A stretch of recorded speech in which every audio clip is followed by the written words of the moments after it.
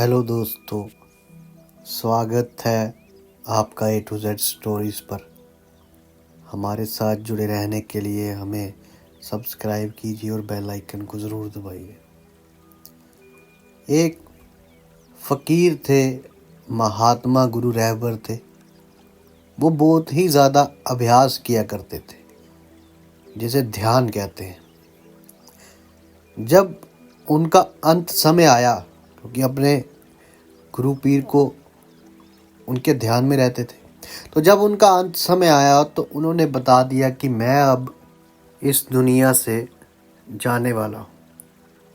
तो इसी दौरान उनके कुछ जो उन महात्मा के पास संगत आया करती थी, तो उन्होंने उनको कुछ पैसे देना शुरू कर दिए, माथा टेकना शुरू कर दिया लोगों ने। तो उनके एक दूसरे जो उनके महाराज के सेवक थे, उन्होंने कहा कि महाराज जी अब शरीर छोड़ने वाले हैं, उनका ध्यान मत भटकाओ। इस पर महाराज जी ने कहा, वो फकीर ने कहा कि कोई बात नहीं। उन्होंने एक उदाहरण के जरिए समझाया कि जो कच्चा तैराक होता है और जब वे पानी में डूबने लगे, अगर उसे उस वक्त ये कहा जाए कि तुम तैरना शुरू कर दो, तो वे कभी भी तैर कर बच नहीं सकता। जो कच्चा तैराक होता है, जिसे स्विमिंग आती नहीं है, लेकिन जब वो डूबने लगे उसे बोले तुम तैरना शुरू कर दो, तो वो बच नहीं सकता।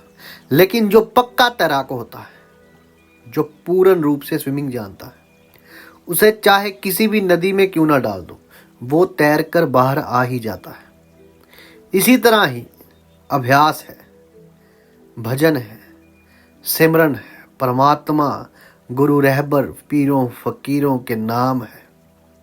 उनके नाम को याद करने वाले, अभ्यास करने वाले, जिसने बचपन से ही अभ्यास कर कर कर अपने आप को कुल मालिक उस खुदा को, उस परमात्मा के साथ जोड़ लिया हो, तो अंत समय में चाहे जैसे भी हालात क्यों ना हो, वे कुल मालिक से मिल ही जाएगा। उसका कोई ध्यान नहीं भटका सकता, क्योंकि उसने सारी उम्र तक का अभ्यास किया होता है, परमात्मा का नाम किया होता है, ध्यान लिया होता है। ये पक्के तैराक की तरह ही है, ये पक्के तैराक की तरह ही। हमें यही शिक्षा मिलती है कि भजन सिमरन हर रोज करना चाहिए, भजन सिमरन को पूरा वक्त देना चाहिए, नहीं तो हमको अंत समय पछताना पड़ता है। जैसे कि उस महात्मा ने कहा, जिसका अभ्यास पक्का होगा वे कभी नहीं डोलता। जो पक्का अभ्यासी नहीं, उसका कोई पता नहीं वो कब डोल जाए, वो कब डामाडोल हो जाए।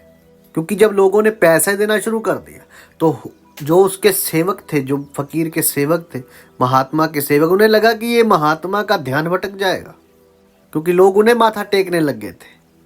तो उन्होंने कहा था कि मुझे नहीं, परमात्मा को। तो इसी वजह से उन्होंने समझाया कि अगर कोई पक्का तैराक है जो अंदर से उसकी ओर जुड़ चुका है, तो वो डोलता नहीं, वो डामाडोल नहीं होता ये माया को देखकर। और जो कच्चा तैराक है, अगर वो उस समय होता तो वो डोलेगा ही डोलेगा, चाहे जितना मर्जी परमात्मा को याद करी जाए।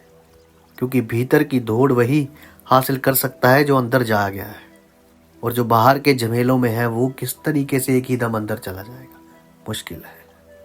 यदि आपको हमारी ये कहानियाँ, ये बातें अच्छी लगती तो आप हमें सब्सक्राइब कीजिए, शेयर कीजिए, लाइक कीजिए। आप सबके भीतर बसे उस परमात्मा को मेरा प्रणाम। आप सबका धन्यवाद। साधु संतों रहबरों फकीरों की सदा ही जय।